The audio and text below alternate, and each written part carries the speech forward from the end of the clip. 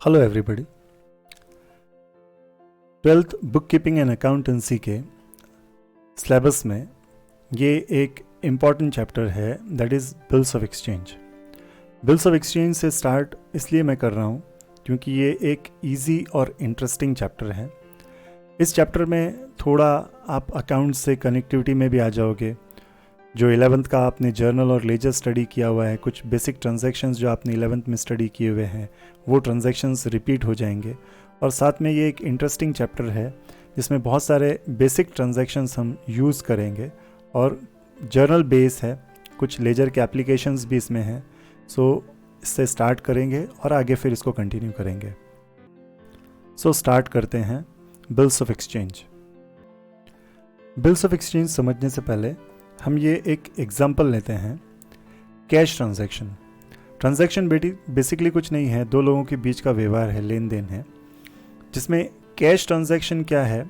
तो cash transaction ये एक एग्जाम्पल से हम समझते हैं। सपोज़ ए एक ट्रेडर है और बी एक ट्रेडर है। ए ने बी को माल बेचा, तो ए जो है वो सेलर है और बी जो है वो बायर है। ए ने अगर बी को कैश में माल बेचा तो ए के पास से माल गया बी के पास और बी के पास से कैश आया ए के पास। तो सीधी सी बात है, ए को कैश मिला, माल गया, जबकि बी को माल मिला और कैश गया। इस तरह से ये ट्रांजैक्शन यहाँ पर कंप्लीट हो गया। एक को माल मिला, एक को कैश मिला और बात यहीं पर पूरी हो गई। सेकंड जो टाइप ऑफ ट्रांजैक्शन है that is a credit transaction. तो इन अ क्रेडिट ट्रांजैक्शन सपोज ए एक ट्रेडर है और बी एक ट्रेडर है। ए ने बी को माल बेचा, सो ए सेलर है, बी बायर है। ए ने माल बेचा, सो ए के पास से गुड्स गया बी के पास, बट बी के पास से ए के पास पैसा नहीं आया क्योंकि ये क्रेडिट ट्रांजैक्शन है।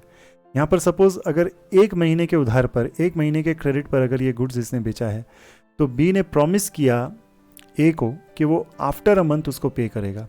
तो यहाँ पर सबसे मेन चीज़ ये हुई कि कैश में व्यवहार नहीं हुआ। अब इसी ट्रांजैक्शन को समझते हैं या इसी ट्रांजैक्शन को आगे लेते हैं। तो ए जो है वो क्रेडिटर कहलाएगा, जो उधार में अगर माल बेचता है तो वो क्रेडिटर कहलाएगा, और बी जो है वो डेटर कहलाएगा। तो यहाँ पर क्रेडिटर डेटर रिलेशनशिप है क्रेडिट ट्रांजैक्शन में बिटवीन सेलर एंड बायर। ये चीज़ आप याद रखिए। अब इसी चीज़ को आगे लेते हैं और बिल्स ऑफ एक्सचेंज क्या है ये समझते हैं। तो सपोज़ ए जो है एक ट्रेडर है, बी जो है एक ट्रेडर है। ए ने माल बेचा, ए सेलर, बी ने माल खरीदा, बी बायर। उधार में माल बेचा तो ए जो है वो क्रेडिटर है और बी जो है वो डेटर है। अब अगर सपोज एक महीने बाद बी इस माल का पैसा पे कर देता है तो कोई बात नहीं, लेकिन एक महीने बाद अगर बी इस माल का पैसा नहीं पे करेगा तो क्या ए बी पर लीगल एक्शन ले सकता है? तो नहीं ले सकता, क्योंकि इसके पास, ए के पास इसका कोई रिटर्न प्रूफ नहीं है। तो यहाँ पर कोर्ट ए को गाइड करेगा कि तुमको सिर्फ इतना करना था कि बी से इन राइटिंग लिखवा कर ले लेना था। तो इन राइटिंग क्या लिखवा कर लेना था कि भाई मैं एक महीने बाद पे करूँगा, सिंपल यही चीज़। तो अब यहाँ पर ये जो रिटर्न फॉर्म में प्रॉमिस है, अभी यहाँ पर जो प्रॉमिस था, इससे पहले जो बात की मैंने वो ओरल प्रॉमिस की बात की कि भाई बी ने प्रॉमिस किया हाँ एक महीने बाद पे करूँगा। बट अब अगर ये इन राइटिंग बी लिख कर दे देता है कि एक महीने बाद पे करूँगा, तो ये जो रिटर्न प्रॉमिस है that is nothing but bills of exchange. यही बिल्स ऑफ एक्सचेंज है। तो बिल्स एक हुंडी, जिसे इंडियन नेम उसका हुंडी है। बिल, हुंड वर्ड हुंड से बना है, संस्कृत के। हुंड मीन्स टू कलेक्ट और बिल मीन्स कलेक्टेबल थिंग्स। तो बेसिकली बिल्स ऑफ एक्सचेंज कुछ नहीं है, एक मोड ऑफ कलेक्शन है, एक रिटर्न प्रॉमिस है, एक एक्नॉलेजमेंट है डेट का, कर्जे की रसीद है और कुछ नहीं है। तो ज़रूरत इस रसीद की, ज़रूरत इस बिल्स ऑफ एक्सचेंज की है ए को, तो ए इस बिल को ड्रॉ करेगा। बेसिकली कुछ नहीं है, एक तरह का लेटर है। तो ये लेटर जो है, ये जो स्टेटमेंट है, ए ड्रॉ करेगा। तो जब ए इस बिल को ड्रॉ करेगा तो वो इस बिल का ड्रॉवर कहलाएगा। तो जो बिल बनाएगा that person will be termed as a drawer. वो बिल होगा किस तरह से? तो एक लेटर की तरह होगा जिसमें ए अपना नाम पता लिखेगा, ड्रॉवर अपना नाम पता लिखेगा। फिर उसके बाद वो यहाँ पर एक स्टैम्प पेस्ट करेगा, एक बॉक्स बनाकर हमको सिर्फ इस पर स्टैम्प लिखना पड़ेगा। अमाउंट लिखेगा इन फिगर। यहाँ पर वो लिखेगा कि भाई बी अदा करने वाला है, एक महीने बाद अदा करने वाला है, इतना रुपया अदा करने वाला है, जस्ट लाइक दैट। उसके बाद यहाँ पर वो खुद अपनी सिग्नेचर करेगा, ए बी का नेम एंड एड्रेस रिकॉर्ड करेगा। तो ये जो इतना स्टेटमेंट वो रेडी करेगा, इतना जो लेटर वो रेडी करेगा, ये कहलाएगा एक ड्राफ्ट। अभी ये बिल नहीं बना, ये बिल तब बनेगा जब बी इस पर अपना एक्सेप्टेंस देगा। जब ये बी के पास आएगा तो बी अगर इस पर एक्सेप्टेड लिखता है, सिग्नेचर करता है, डेट लिखता है कि भाई ये जो कंडीशंस है, ये जो टर्म्स एंड कंडीशन इस बिल में लिखी हुई है, ये मैं इसको एग्री करता हूँ, मैं इसको एक्सेप्ट करता हूँ, देन ये बिल बनेगा, तब ये बिल्स ऑफ एक्सचेंज कहलाएगा। अदरवाइज ये सिंपल एक ड्राफ्ट है जिसकी कोई लीगल वैल्यू नहीं है। तो जब ये बिल बी एक्सेप्ट करेगा तब वो ड्रॉवी कहलाएगा इस बिल का। तो यहाँ पर अभी दो पार्टीज हो गई, drawer the person who draws a bill and drawee the person who accepts a bill. But bills of exchange में दो नहीं तीन पार्टीज होती है। जैसे अभी ए ने बी को माल बेचा था, सपोज ए ने माल खरीदा सी से, तो अब सी और ए के बीच के जो ट्रांजैक्शंस हैं, तो अब यहाँ पर सी जो है वो सेलर है, ए जो है वो बायर है, सी जो है वो क्रेडिटर है, ए जो है वो डेटर है। तो इंस्टेड ऑफ ए ये ना कहे कि भाई मुझे पे कर, ए ये कह सकता है कि instead of paying to me, pay कर डायरेक्ट सी को। तो अगर इस तरह से बात है कि पे डायरेक्ट सी को करने की बात है, तो ये जो सी है इसको इस बिल का रुपया मिलने वाला है, then that person will be termed as a payee of the bill. तो एक बिल्स ऑफ एक्सचेंज में कितनी पार्टीज होती है? तीन पार्टीज होती है। The person who draws a bill, the person who accepts a bill, the person who draws a bill is known as a drawer, the person who accepts a bill is known as a drawee, and the person to whom the bill is made payable, या जिसको भी उस bill का रुपया मिलने वाला है, will be termed as a payee.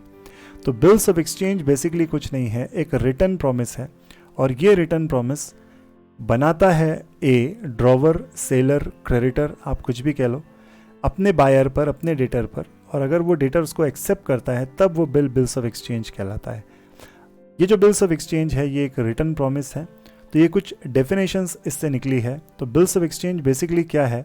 तो बिल्स ऑफ एक्सचेंज कुछ नहीं है, एक रिटर्न एक्नॉलेजमेंट ऑफ डेट है, कर्जे की रसीद है, और promise to pay the debt, या कर्जा पे करने का एक प्रॉमिस है according to the terms of the bill. उस बिल्स ऑफ एक्सचेंज में जो भी डिटेल्स लिखी है उसको अगर वो drawee as it is accept करता है तब वो बिल्स ऑफ एक्सचेंज कहलाता है। तो बिल्स ऑफ एक्सचेंज कुछ नहीं है, कर्जे की रसीद है और कुछ नहीं है। Drawer is a person who draws a bill. तो ड्रॉवर जो है वो पर्सन है जो इस बिल को एक्सेप्ट करता है। Drawee is a person who accepts a bill. तो ड्रॉवी जो है वो इस बिल को एक्सेप्ट करने वाला है। Drawer is a person who draws a bill.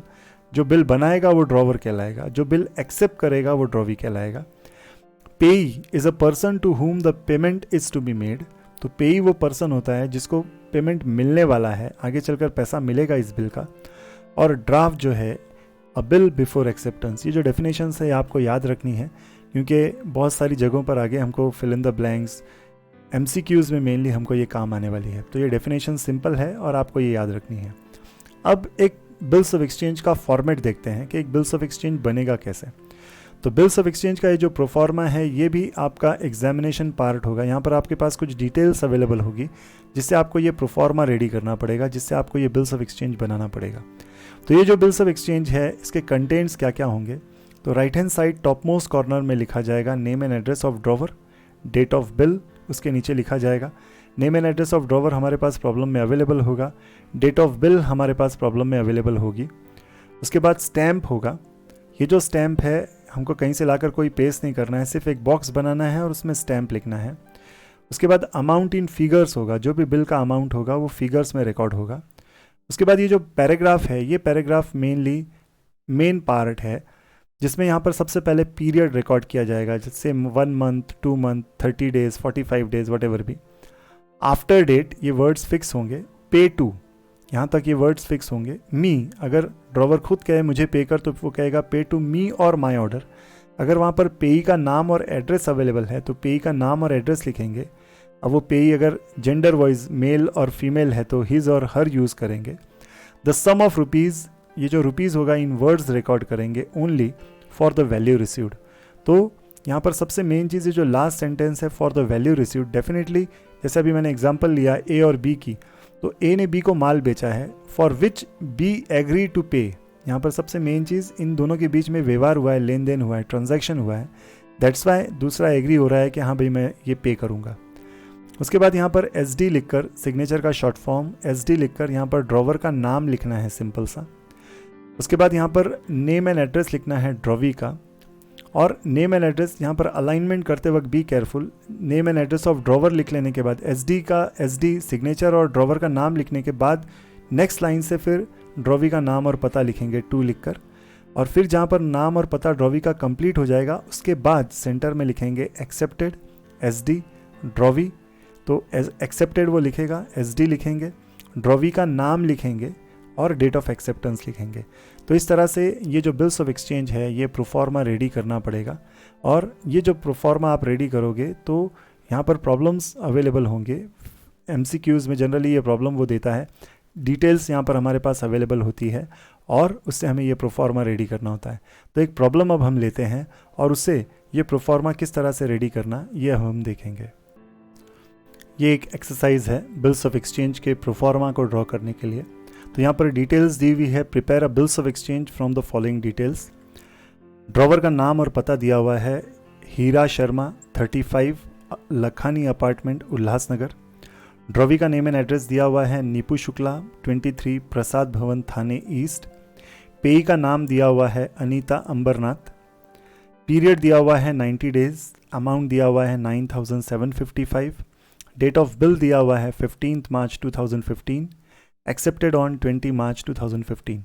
तो इस तरह से अगर ये एग्जाम्पल हमारे पास अवेलेबल है तो इससे ये बिल्स ऑफ एक्सचेंज किस तरह से रेडी करेंगे ये मेनली अब हम देखेंगे। तो नाउ यहाँ पर दिया हुआ है Heera Sharma, name and address of drawer है ये हीरा शर्मा, नाम लिखा एक लाइन में, एड्रेस लिखा नेक्स्ट लाइन में 35 लखानी अपार्टमेंट, कॉमा देंगे, कैपिटल्स बराबर लिखेंगे लेटर से, लखानी का L कैपिटल, अपार्टमेंट का A कैपिटल। नेक्स्ट लाइन में उल्लासनगर सिटी का नाम, उसके बाद डेट और डेट ऑफ बिल यहाँ पर रिकॉर्ड करेंगे, दैट इज़ 15 मार्च 2015। उसके बाद स्टैम्प लिखेंगे बॉक्स बनाकर। नेक्स्ट रुपीज़ अमाउंट लिखेंगे 9755। ये अमाउंट रिकॉर्ड कर लेने के बाद अब ये जो है ये मेन पैराग्राफ है, that is 90 days after date pay to Anita Ambarnath or her order the sum of rupees 9755 only. यहाँ पर अभी फर्स्ट 90 का 9090 नहीं लिखा, 90 का N कैपिटल है, उसके बाद अनीता अंबरनाथ में अनीता का A कैपिटल है, अंबरनाथ का A कैपिटल है। जो अमाउंट लिखा है इन वर्ड्स उसमें 99,000 का N कैपिटल, 1000 का T कैपिटल, 7 का S कैपिटल, 100 का H कैपिटल, 55 F दोनों capital only for the value received. तो ये paragraph as it is record करना है, जैसा दिया हुआ है वैसे के वैसा लिखना है, इसमें कोई भी चेंजेस नहीं करने हैं। उसके बाद SD signature Hira Sharma, name of drawer यहाँ पर रिकॉर्ड किया। 2 ड्रॉवी का नाम और पता है नीपू शुक्ला एक लाइन, 23 प्रसाद भवन एक लाइन, थाने ईस्ट ये उसका एड्रेस कंप्लीट रिकॉर्ड किया। और अब इसके बाद यहाँ पर एक्सेप्टेड लिखकर SD नीपू शुक्ला ड्रॉवी का नाम और डेट ऑफ एक्सेप्टेंस यहाँ पर रिकॉर्ड किया। तो इस तरह से ये बिल्स ऑफ एक्सचेंज का प्रोफॉर्मा यहाँ पर कंप्लीट किया। आगे आने वाले लेक्चर्स में कुछ और बिल्स ऑफ एक्सचेंज के प्रोफॉर्माज हम बनाएंगे और कुछ और बातें bills of exchange related study करेंगे। तब तक के लिए थैंक यू। आगे नेक्स्ट लेक्चर में मिलते हैं।